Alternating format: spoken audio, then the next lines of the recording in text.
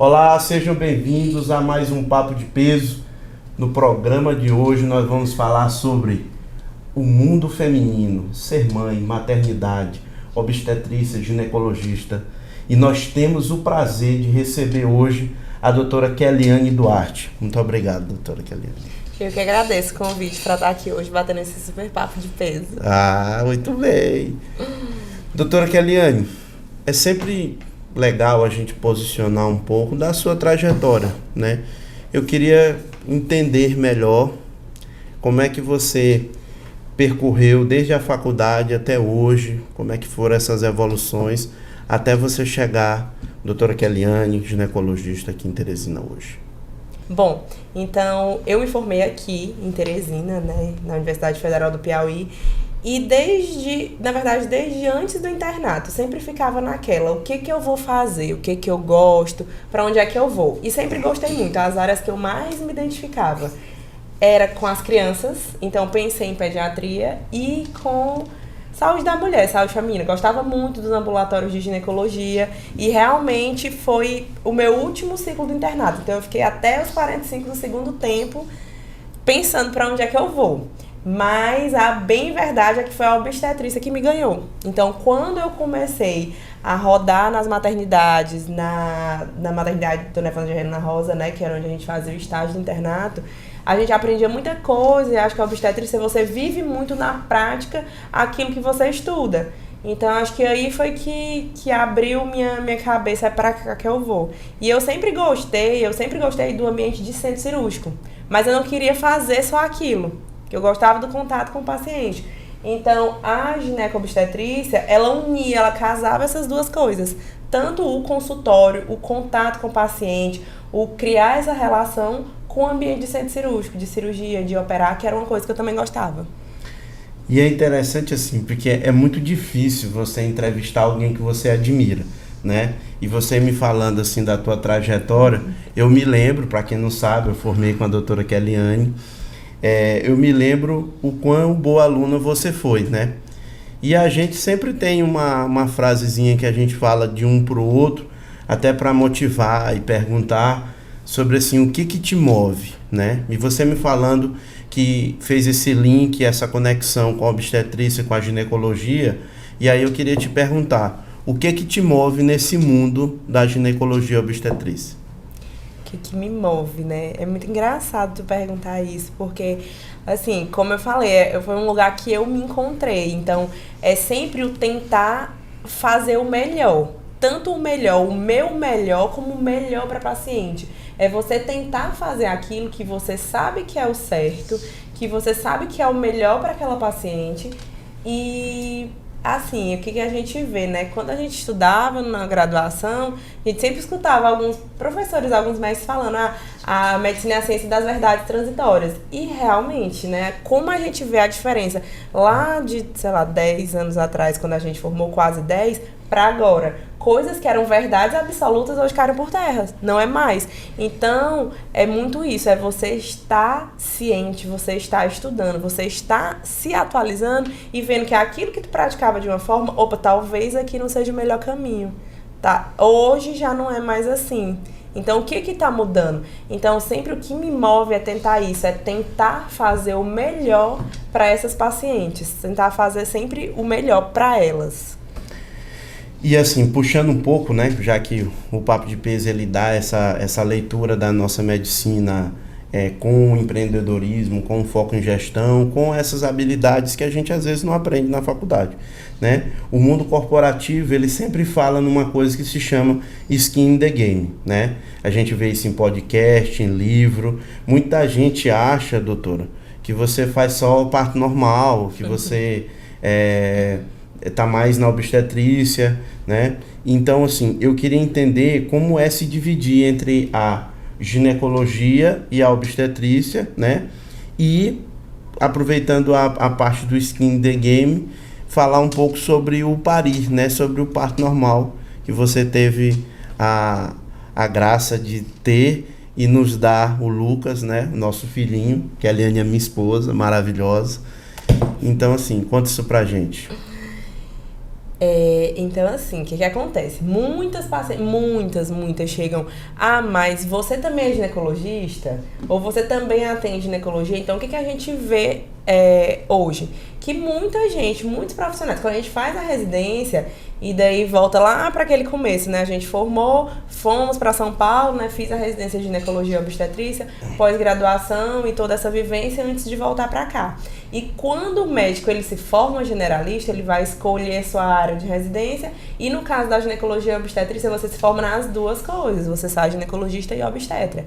Muita gente escolhe, vou mais para obstetrícia, vou mais para ginecologia, e tem gente que realmente não atendo mais obstetrícia, só atendo ginecologia. Mas no caso, como eu falei, a obstetrícia me ganhou, mas não é só isso que me realiza. Eu adoro a consulta de adolescente. Meu Deus do céu, a primeira consulta de adolescente é Ave Maria, uma coisa que eu acho muito interessante, porque você tem que ter a sensibilidade do ouvir, né? E às vezes você se colocar no lugar daquela paciente que tá lá, chega toda encabulada, sem saber o que dizer. Como é que é? Então é uma coisa muito interessante, que você tem que acolher aquela paciente desde o começo, porque é a partir daí, dessa primeira consulta, que vai começar a relação dela com esse médico, com o ginecologista, que é pra vida, né? Que é pra vida inteira. Então, faz tanto a ginecologia como a obstetrícia. E como eu trabalho muito essa parte do parto normal, né? Da humanização, do entrar em trabalho de parto, vem justamente aquilo que eu tava falando. Eu sempre tento exercer da melhor forma o que é melhor para paciente. E hoje, trabalhos, evidências mostram pra gente que no mundo ideal, esse é o melhor caminho. Lógico, quando não há contraindicação, quando não tem nenhuma contraindicação, ninguém vai obrigar a mulher a querer ou fazer uma coisa que ela não queira. Mas se a gente for levar no melhor pra mãe, bebê, entrou pré-natal, entrar em trabalho de parto. Me tira uma dúvida, assim, é uma coisa que esse conceito a gente fica muito em dúvida mesmo, sobre o parto normal e o parto seguro. Qual é a diferença? Todo parto tem que ser seguro. A grande verdade é essa. E essa segurança depende de alguns quesitos, né? Então, assim, começa muito antes do parto. Na verdade, um pré-natal bem feito faz toda a diferença. Porque a gente sabe que o que mais mata mulheres e bebês hoje são hemorragias, síndromes hipertensivas, é o que aumenta muito mortalidade materna, que a gente consegue rastrear e minimizar esses efeitos durante o pré-natal. Então é muito importante esse pré-natal bem feito, que muitas pacientes não conseguem. Muita gente acha que é só, fiz ultrassom e tá tudo bem. Entendi. E não é só isso. O ideal é essa paciente se preparar para engravidar. Então essa jornada começa muito antes do parto. Começa lá no tô tentando engravidar. Como é que a gente vai fazer? E aí, voltando à tua pergunta, né? Faço ginecologia, faço os dois. E como é que foi a Kelly? Isso, como é que foi estar do outro lado, né? Grávida, como é que né? foi estar gestante, assim? Como é que foi a Kelly grávida como paciente? Eu acho que isso foi a grande virada de chave. Porque a gente estuda muito, a gente vive muito isso na teoria. Mas na prática, ninguém conta pra gente como é que vai ser. A gente tinha o contato, sempre teve o contato com a paciente, sempre tive essa escuta mais ativa, esse jeito de tentar me relacionar da melhor forma possível com as pacientes, né? Ter essa boa relação médico-paciente. Então, eu achava que sabia como é que era, o pré-natal, assim, tal, vai nascer e tal. Só que ninguém te conta como é estar do outro lado. E pra gente médico estar do outro lado é muito difícil. Com certeza. Sabe? A gente sempre brinca, né? Os médicos são os piores pacientes. E a gente tem que aprender a se desarmar, tirar toda a armadura que a gente tem, tudo que a gente acha que a gente sabe, pra poder ser só paciente. Então, muita coisa mudou depois do Lucas. Então, primeiro, a gravidez, né, parto. E por que eu quis entrar em trabalho de parto? Por quê? Porque hoje a gente sabe que entrar em trabalho de parto ajuda muito. Diminui risco de sangramento, melhora a contração uterina, diminui uma série de riscos para o bebê, de alergia, intolerância alimentar, diabetes na primeira infância, obesidade antes dos 2 anos de vida. Então, assim, eu queria, não por mim, por ele, proporcionar pro meu filho o que eu pudesse. Então, assim, o primeiro quer entrar em trabalho de parto. E você vivenciar isso, você passa a entender muito melhor o lado do paciente. Então, às vezes a gente não entendia por que paciente em trabalho de parto tinha paciente que era muito calada, tipo, e essa fui eu, muito calada, não chega perto de mim, não quero barulho, me deixa aqui quieta, porque você viver aquilo é você viver na prática o que tu estuda na teoria, mas que na prática só tem como você saber passando por isso. Então mudou muita coisa. E é interessante quando tu fala assim, se preparar. E hoje a gente vê muitas das mulheres que chegam realmente se preparando, buscando mais conhecimento, buscando até informações pensando no bebê, né? E elas estão muito mais engajadas, esse movimento é um movimento muito interessante. E assim, o que é que tu destacaria como forma de preparação para que essa mulher possa gestar de uma maneira mais saudável? Mais segura, né? Como mais segura, perguntou em relação ao parto. É justamente isso. É estar nas melhores condições possíveis. Nas melhores condições de estado nutricional, nas melhores condições físicas, nas melhores condições de saúde mental, que é um problema muito grande da nossa sociedade hoje.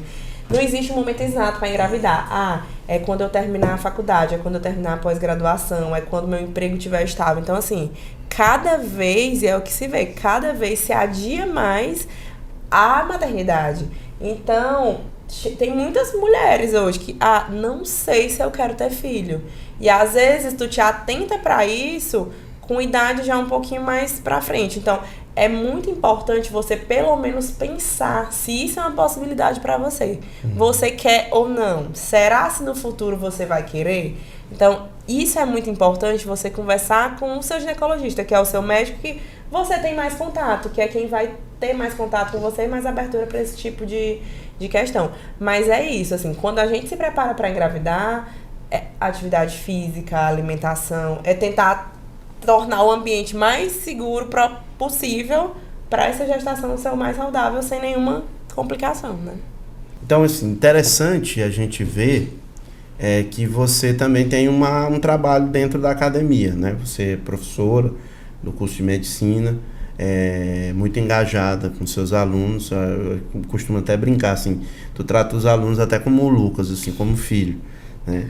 E aí, quais habilidades você destacaria que esse pessoal, né, esse jovem que está agora se formando, eles precisam ter para ser médicos de sucesso, ser médicos mais humanos, né? O que é que você orienta? A gente pega os alunos pra gente justamente por isso, né? Porque a gente lembra lá, e não faz tanto tempo assim, da gente aluno, da Kelly e do Flávio alunos. Então, assim, como tu ter uma orientação, um direcionamento faz muita diferença. Se tem alguém que te guie, vai por aqui, será? Aproveita tal oportunidade. Que na nossa época não tinha tanto alguém pra guiar a gente não tem, assim, irmãos, primos mais velhos médicos, a gente foi desbravando pela gente. Então, quando tem alguém para te guiar, é muito melhor, é muito mais fácil. E a gente escutava muito essa questão, né, do ouvir, do acolher. Tem muitos pacientes, a gente vê na prática clínica diária, muitos pacientes, eles só querem ser ouvidos. Então, no consultório da ginecologia, nós tem paciente que volta de 3 em 3 meses. E não precisa ela voltar de 3 em 3 meses. Mas ela volta. Às vezes ela volta para conversar. Sabe? Então, muitos pacientes, eles só querem ser ouvidos. Então, para os alunos, né?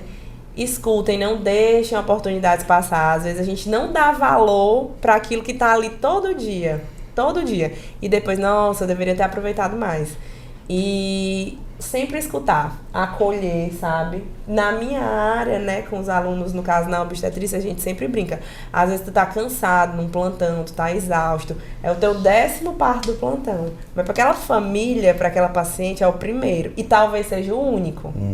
Então, ela sempre vai lembrar desse momento. Todo ano, na data do aniversário, ela vai ter lembrança daquele momento. E cabe a ti. Tu vai estar nessas lembranças, boas ou ruins. Então, quando a gente é acadêmico, a gente sabe. E a gente sabe como é que a gente quer ser.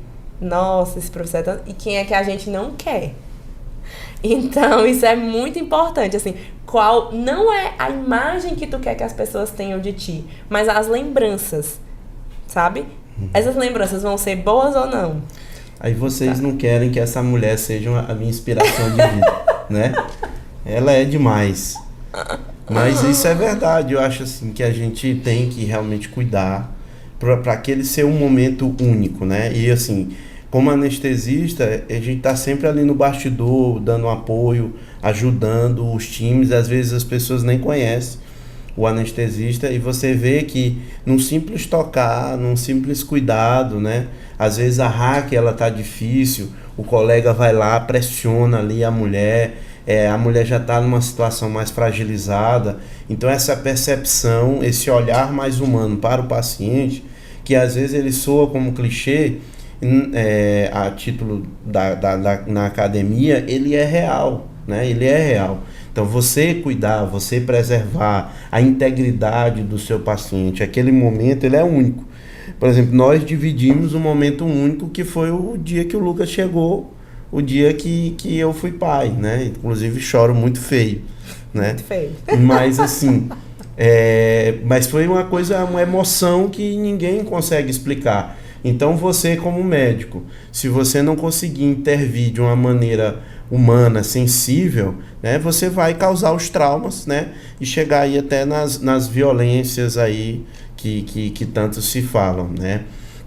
Mas um ponto interessante, agora retomando para a ginecologia, você tem uma formação e eu acho interessante a gente falar, porque você vê várias pessoas com esses problemas, né, principalmente crianças, adolescentes, né, com uma alteração endócrino-ginecológica, né, e que te procuram.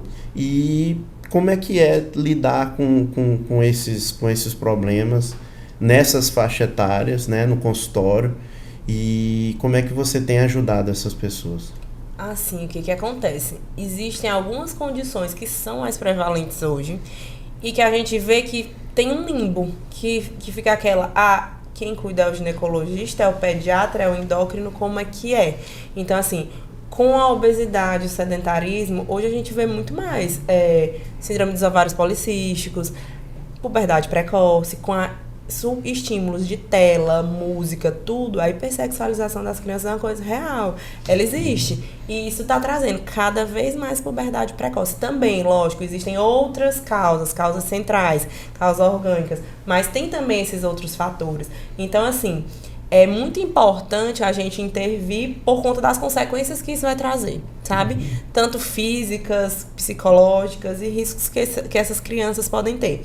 Então, que é uma das minhas subespecializações, né? Então, quando a gente estuda essa parte endócrina, a gente vê muita coisa que, na ginecologia geral, a gente fica com um pouco de receio de manejar, que é a questão hormonal mesmo, né? Que é quem faz toda essa parte da puberdade precoce, da puberdade tardia, o climatério, que é outra fase da vida da mulher que é um grande tabu, menopausa, meu Deus. E hoje não, as mulheres já lidam com isso de uma maneira mais natural. E existem meios, e graças a Deus que a ciência evolui justamente para isso, para a gente fazer com que essa transição, essa passagem seja o mais natural e suave possível. Porque você imagina, antes as pessoas viviam 60 anos. Hoje a mulher vive 70, 80, 90. Então, assim, ela vai viver mais tempo na menopausa do que no MENAC, né? Do que o período que ela menstrua. Então, assim, ela tem que ter qualidade de vida para poder viver esse restante de tempo.